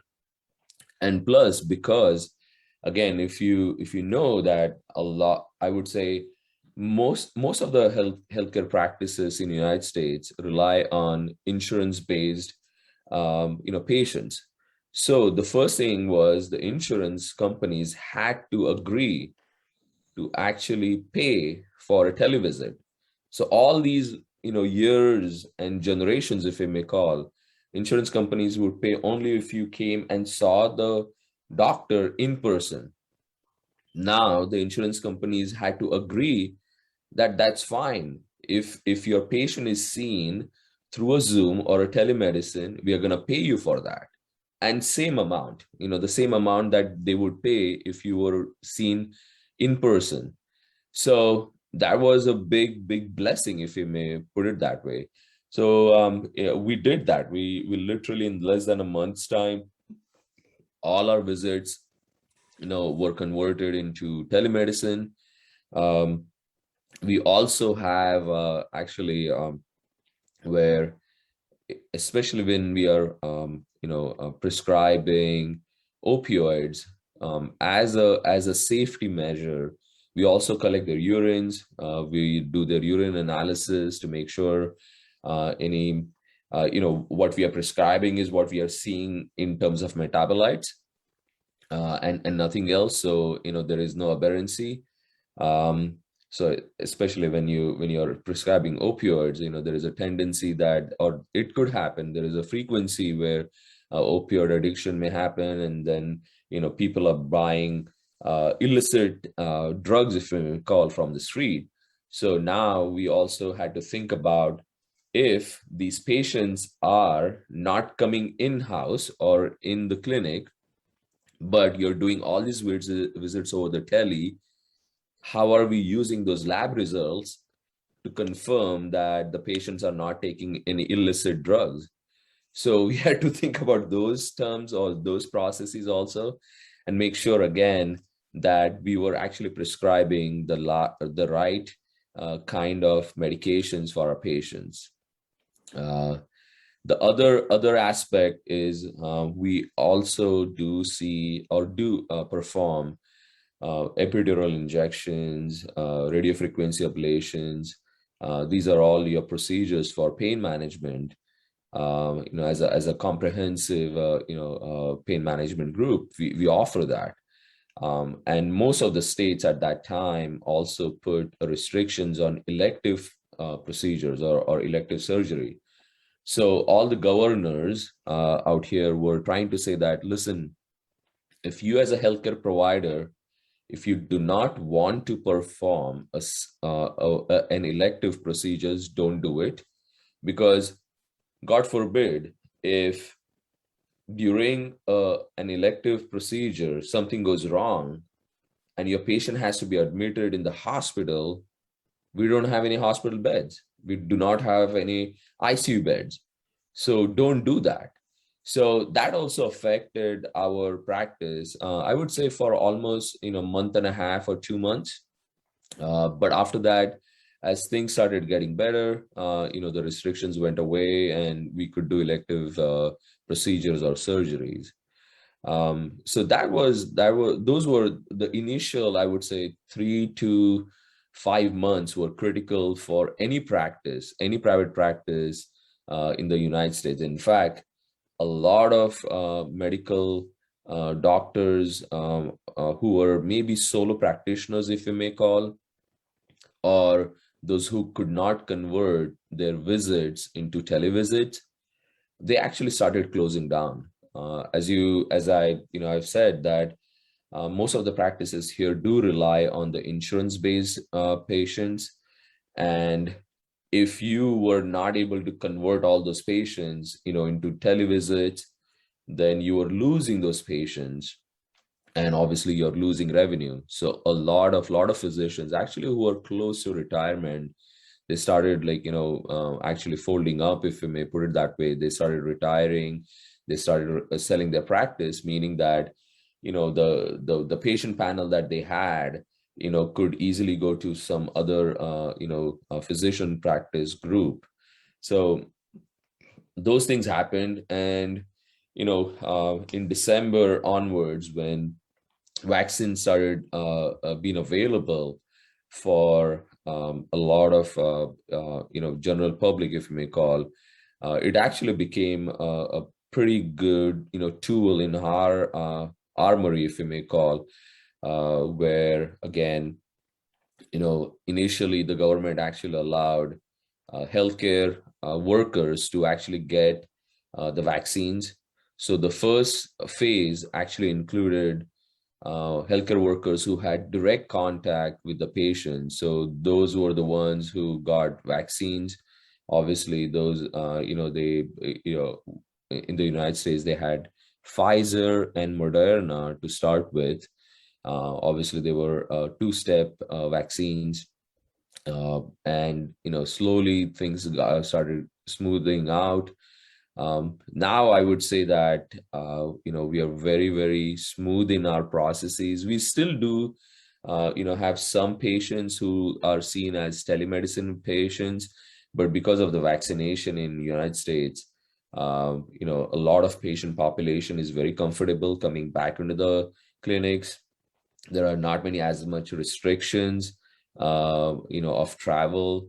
Obviously mask is required. So and again, in United States, as you may have heard, there is resistance to masking, there is resistance to vaccine. So as a private practice, though, as a private business establishment, you can actually put a rule in your own clinic saying that, no, I will not see you if you don't wear a mask. So those kind of rules you can apply in your own clinic. And it's been a very interesting 18 months plus for us, especially North American Spine and Pain. So I don't know if I went too fast or if I were gonna have you guys ask any questions, but feel free. It's been a very interesting. My parents live in Mahim. I grew up in Siddhivinayak area. And my parents and my brother, they still live in the Dadar Mahim area. And it's, I talk to my mom like every day with WhatsApp. And I get to, listen to what's happening in Mumbai. Most of my relatives are in Mumbai, few in Pune. But again, it's amazing how India has done very well in terms of COVID and the restrictions and the vaccination. So, and I'm very sure your club has helped, the Mumbai residents in some form. I'm very sure about that. So, any questions for me?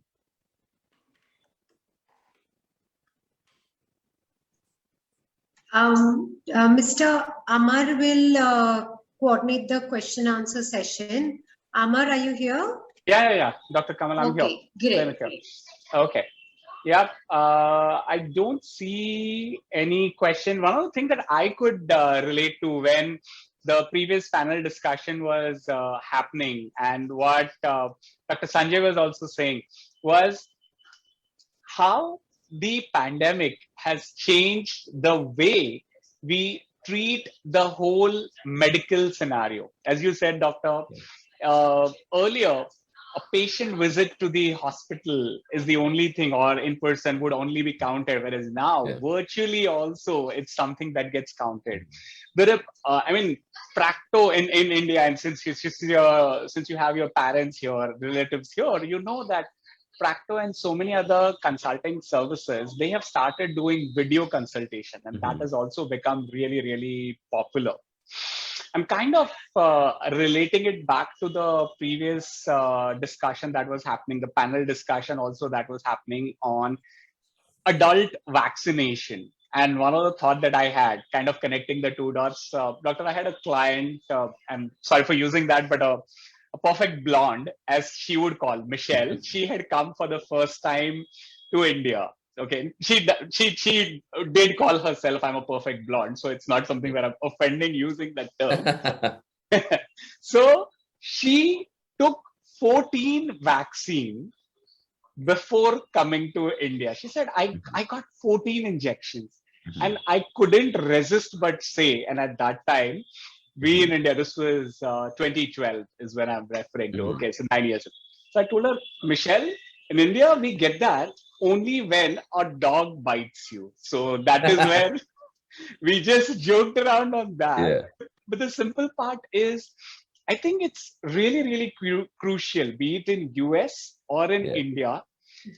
The vaccination has changed over a period of time. When I was a kid, I know how many vaccines I had to take versus now when I see my kids grow, even the difference between my elder one and younger one is 3.5 years. And I could see a difference between the vaccines that both of them are also getting.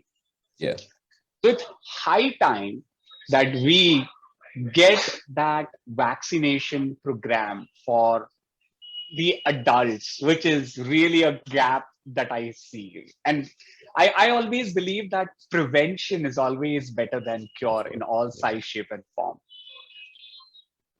No, absolutely. And, and this is this Dr. Mehta, right? I'm not a doctor, sir. I'm a pharmacist. I'm not a doctor. Okay. So, blonde or no blonde, I'll tell you that there is definitely an awareness about vaccinations. When even in my organization, when I talk to a number of staff members who are still hesitant, about vaccines, and obviously here, I think if you are a healthcare worker or healthcare personnel, people are educated, they learn about evidence-based practice, evidence-based medication protocols and so forth, right?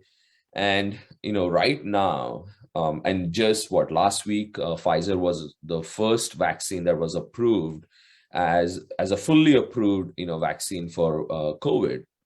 Until then, a lot of women actually were hesitant because they said, hey, there is no research to say how it affects, how it affects women who are of childbearing age. My personal assistant, she's 29 years old.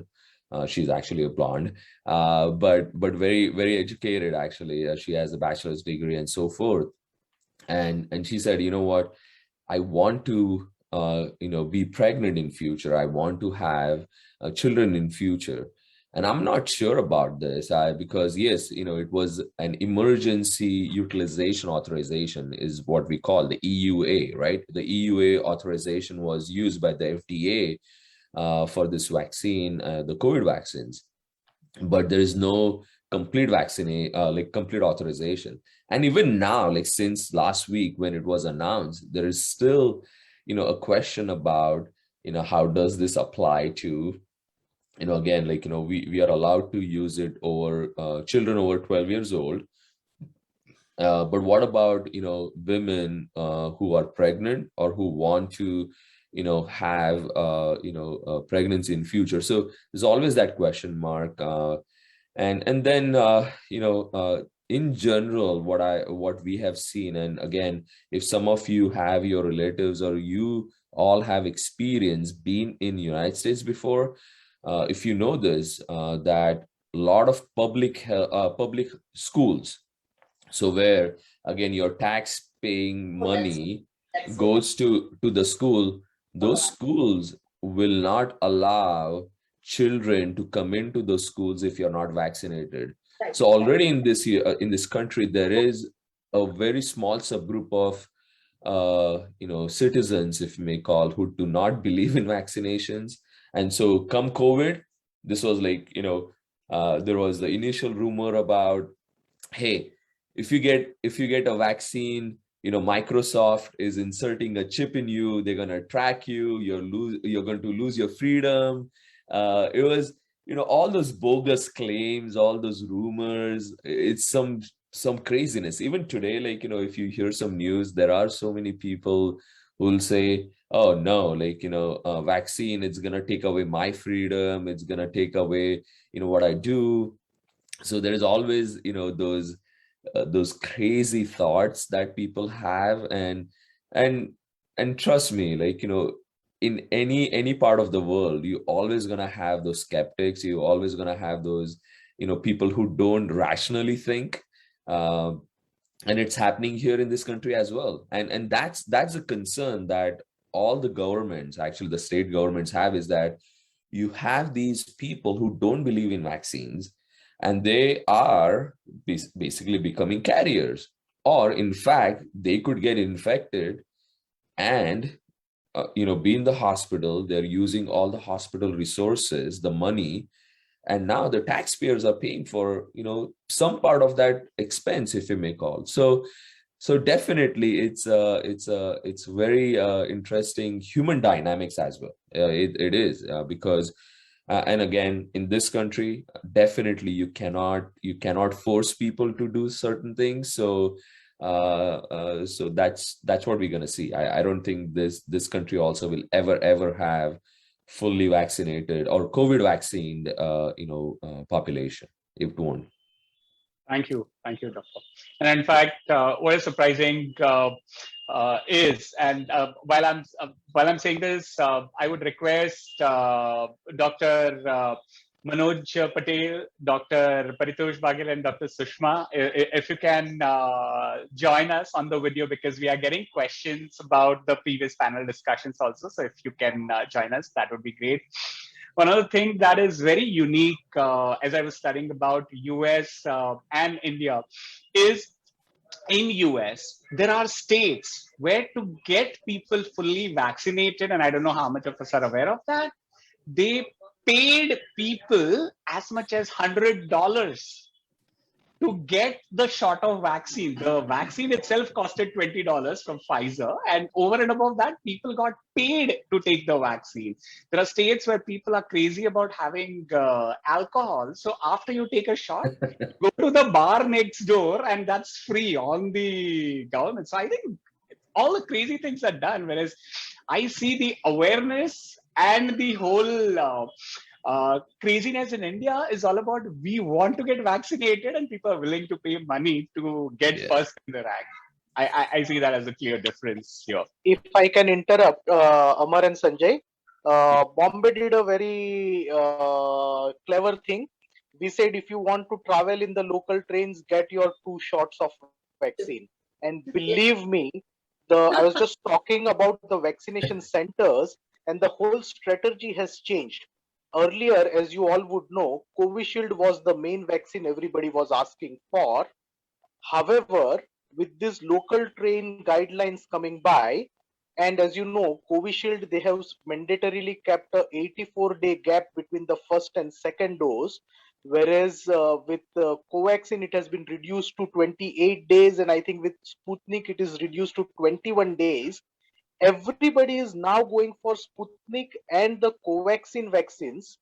The SRCC hospital at Worli, Haji Ali, has totally stopped all other vaccinations except Sputnik, because the demand is we want to complete our vaccination so that we can start traveling in the local train. So, Sanjay, you can tell that to President Biden now as a strategy. No, actually, as Mr. Mehta, talked about alcohol. Actually, it did happen in New Jersey, by the way. So each state had different ways of incentivizing or promoting vaccine.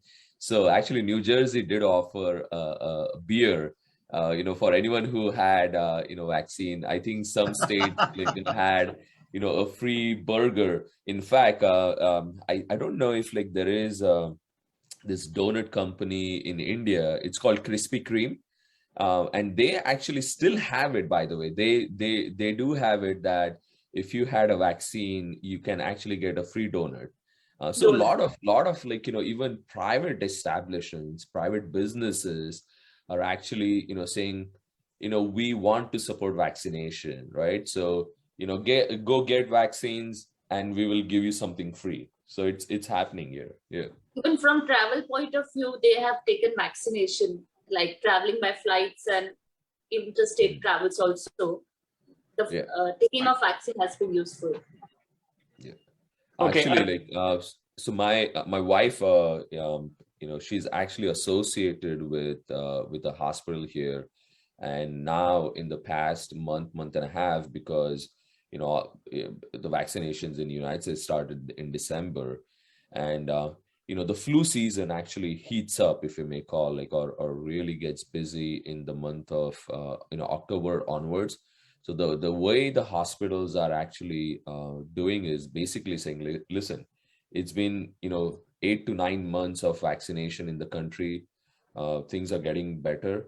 And as I said, there are still some healthcare workers who are still hesitant to not take vaccine. So a lot of hospitals are saying, if you're not gonna be vaccinated, you can't work here. So you have the carrot and the stick both now coming through. So the carrot is your beers and the burgers that you can get, and the stick is basically, if you don't get vaccinated, you won't have a job. Great. Dr. Manoj, there's a question for you. How much efficacy does each of the COVID vaccine have against the latest Delta plus variant? See, Delta, again, the exact figures will never be known. But most of the vaccines have efficacy against Delta plus variant. Now it's Delta variant, Delta plus variant, then there are so many variants which are going to come. Viruses always mutate, but the basic certain proteins remain same. And so protection against those proteins in those viruses, like certain, if you give full attenuated virus, yes, many proteins will be there, but then certain protein affection or antibodies will be created and some protection will be definitely there. So I don't think that's a worry. Those are all long-term research programs, and I don't think we should worry about that right now. Now, I think discussion, this is a community-based discussion rather than medical discussion. So rather than going too technical, how many percentage of each vaccine, it has no meaning. Like many says, they are taking Covaxin because the period is lesser. And as Dr. Sholkar said, that they have carrot and stick. I think we have stick, but no carrot up till now, because local train travels, foreign travels, everything requires a vaccination program. But we don't give carrot up till now. So because I think we are giving too much vaccines free also. So that's good enough for country. And I think it should be there that many restrictions, if they come for non-vaccinated people, will get vaccinated. And too much of this, I think, technicality in a community program may not be good enough. I think, traveling in a train is a carrot, I suppose. Yeah. In Mumbai, yes. Oh, in fact, the other one is entry to the malls. You can't do it. You can't do it if you're not vaccinated. Yeah, you need to get 2 shots unless and until you have that. Okay, Dr. Renata. Yeah, Dr. Sushma. Sir, I just had a quick question. Like we are all supporting vaccination, immunization, which is very good, and it is definitely going to help us out. So what is your say for people who have allergy to sulfa drugs? That was a question like I had in my mind, because I had seen many people who had allergy to sulfa. Some had taken vaccines, they had no complaints at all, but some were really scared. So what is your, what would you say for that, sir? If you look at the contraindications for vaccination, there are only 2 absolute contraindications. First is, pregnancy, absolutely. Pregnancy is still not approved. So it's still an absolute contraindication. Second is if you have any known allergy to any of the components of the vaccine. So that is an absolute contraindication. Apart from that, there is no absolute contraindication. They are just relative. So patients who have allergy, in fact, I had a patient who had allergy for everything. In fact, he came to me for a consultation that I have allergy for everything in this world, even paracetamol. I have an allergy for steroid also. I was surprised to know that he had an allergy for steroid. That was something which, because we use steroids as an anti-allergic agent, and he had an allergy for that. So what to do in such case? So I would still say that patients who have got partial, allergies to dust, allergies to any of the medical drugs like sulfa and all that, still I think the vaccine should be taken under supervision where the person has to be observed. Maybe the first dose of vaccine will not induce so much of a reaction. Possibility that the second dose you may get increased reaction probably, but still I would say unless the exact component of the vaccine per se you are not allergic to that, I think, and it is in our country, I think it would be difficult to know who's got allergy to the exact component of the vaccine, which is very difficult to say an answer. But yes, I still tell them that you take the vaccine not in a in an isolated center where only vaccination is going on.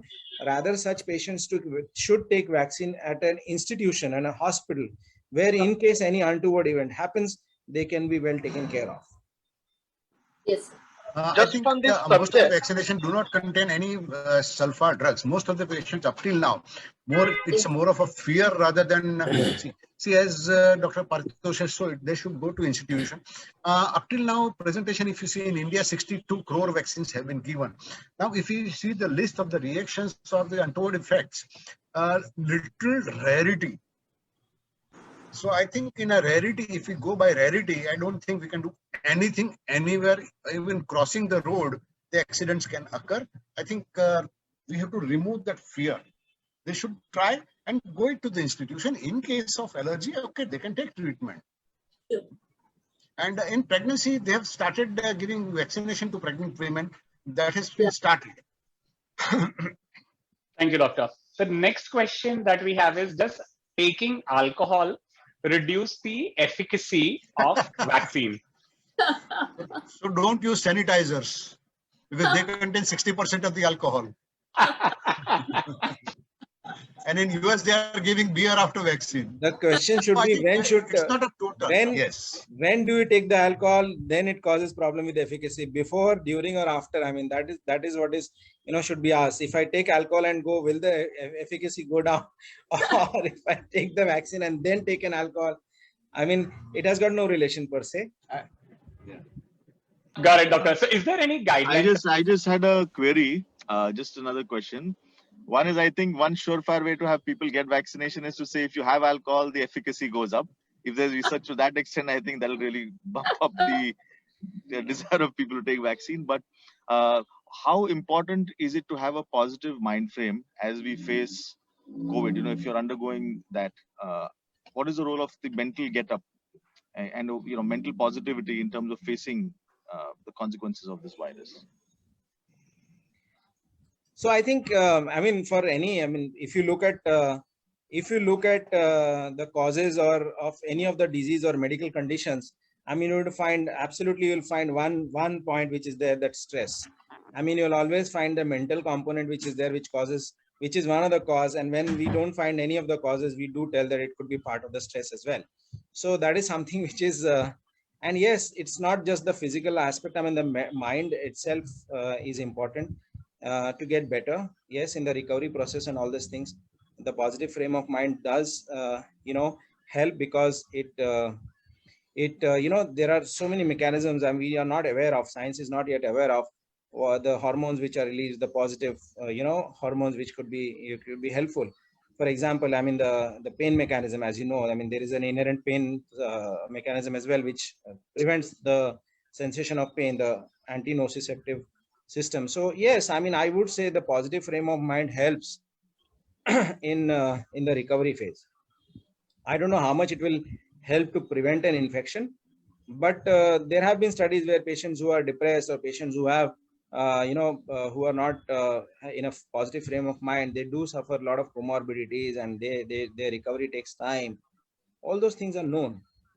So I think positive frame of mind there's no harm in fact, it's just, it will help only.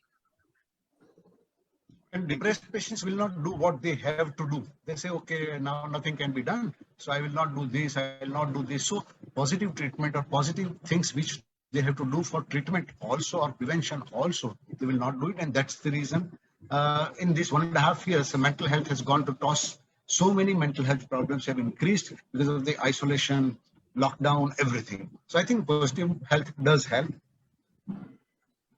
So by itself, as well as the cascading events that it allows or doesn't allow, I think is the factor, is what you all are saying. Certainly.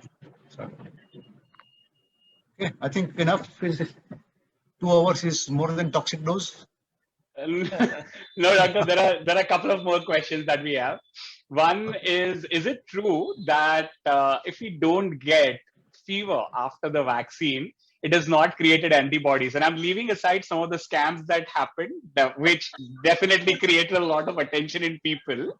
So, yeah. It's not true. It's not true at all. Not true. Most of them don't get fever. Most of them don't get fever. Okay. It depends upon which sister has given an injection. There will be no pain. So that There can be no pain, no fever, nothing may happen. So that's a misnomer. Okay. Perfect. Thank you, sir. Dr. Sanjay, question for you. It's about the virtual consulting. So someone has asked that question, that isn't the video consulting too mechanical? Doesn't it lose that human touch? So what are your thoughts about that? So, when we started doing telemedicine back in March 2020, or April, I should say, there was definitely a fear of losing that doctor-patient relationship, or how will the patient be comfortable sharing everything about their history, their signs and symptoms, or if anything that had happened to them. What initially those apprehensions were, as things were progressed, or we started using more of telemedicine, I think those went away. I would still say that there is still a subgroup of patients who did telemedicine, and they were not very happy about it, and wanted always to be seen in person. So definitely there is the human side of medicine that came, to the discussion point, if you may call, where patients were saying, hey, I like the convenience, the access, but I'm missing seeing you in person. I'm missing seeing my doctor in person. So definitely, there was that part that happened, especially in the initial phases. Now the patients are mostly, they're comfortable, using technology and being seen through telemedicine. But again, for us also, we in fact are back to the normalcy, if you may call, to almost 90%. So literally 10% of our visits are still done telemedicine wise. Fine. Got it. I don't see any other questions. So thank you very much, doctors, for breaking a good amount of myths. It's not just the right amount of information, it's also clearing all these myths that really help. And that was the intent of this session, where you have helped tremendously. So Dr. Kamal, over to you. Well, we've come to the end of the first and very, very informative Health is Well series. I would like to thank all the doctors who took out their time from their busy schedules. Sunday sometimes is the only day we get to rest as doctors, and some of you all may be on call as well. So I would like to thank Dr. Paritosh Bagel for the fantastic talk that you gave us. It was really informative. Thank you for all the time and information you have shared with us, and for answering all the questions that everybody had to ask. Thank you so much, Doctor, for your time. I would next like to thank Dr. Manoj Patel. He is our rock in our medical center as well. Thank you, Doctor, for the panel discussion. Thank you for all the questions that you answered. Thank you so much for being here. Thank you, Dr. Sushma Mansukhani. It was a pleasure to hear you. Thank you for all the tips you have given us, all the information you have shared with us. It was really wonderful to hear from you. And thank you, Dr. Sanjay Cheulkar. It must be in the middle of the night, 2, 3 in the morning, I'm not sure. But thank you so much for taking out the time and for giving us an insight on what is happening in the US and how you all have had to deal with the pandemic. Each country has its own set of struggles. And thank you so much for your time. I would also like to thank our medical director and Rotarian Rahul and Rotarian Anand Gupta. This was their idea, their baby. It has finally been conceived and we are able to put it all out for the public. I hope many more people join in the future. We will definitely try and do more series and keep everybody updated. Thank you, President Gautam Chande, for your constant support. And thank you, Secretary Rotarian Tejas, for all the behind the scenes, all the technical jargon, for putting this beautifully together. It's been seamless. Everybody has come on screen, gone off screen, and it's been flawless. And thank you so much on behalf of everybody at Rotary Club of Bombay West. Thank you and have a lovely Sunday. Meeting will be followed by lunch at your own place. Yeah, that is George's punchline. Everybody go home and eat. Thank you. Thank you. Thank you, everybody. Okay, Thank you, everybody. Thank you. Thank you Bye. so Good much. night.